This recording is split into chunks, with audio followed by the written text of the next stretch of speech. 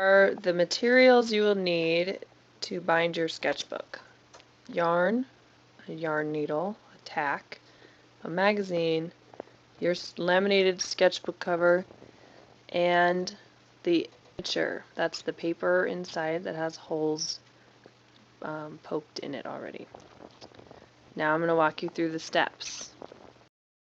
Alright, so the first step is to get your yarn. So the way to measure that is to pull it so it's the length of your arm all the way to your neck. So it's okay if it's a little longer. It's probably a little safer if it's a little extra. So then you cut it, and you can have a friend help you with this. Alright, so the next thing we need to do is thread the needle. So this part here is called the eye of the needle. We need to get the yarn through the eye.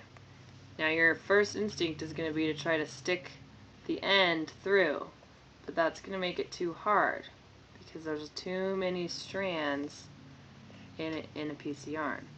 So the easiest way to do it is to fold it around your needle, pinch it really hard. So I'm pinching it with my thumb and my finger, and then pull the needle out.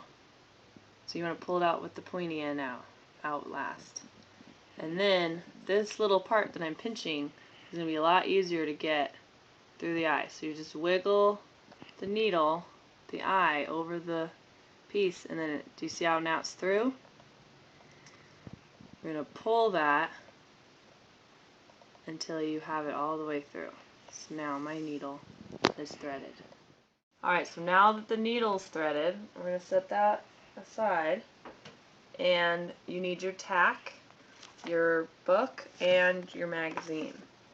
So you're going to open up your cover, okay, and then find the middle of your page. So if you still see this part, you're not in the middle yet. So you got to open it all the way to the middle.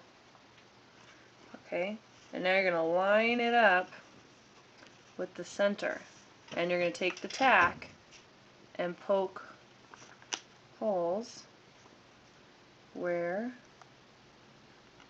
you're going to want to sew. Okay, so now that you have the holes poked into your cover that line up with your signature, you're ready to actually sew your book together. Okay, so you no longer need the magazine, so you can put that off to your side. And for the first stitch, you're going to go with your yarn, and notice I have a tail, a little short tail and a long piece. Okay, you're going to go from the outside, so that's the side that you colored. You have to find your hole that you poked with the tack.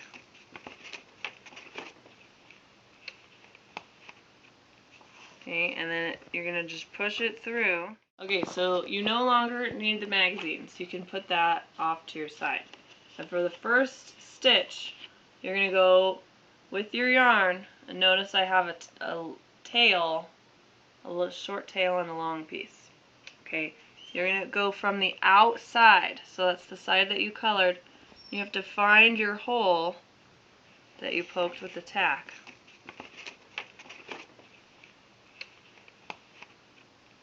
Okay, and then you're going to just push it through. Oops.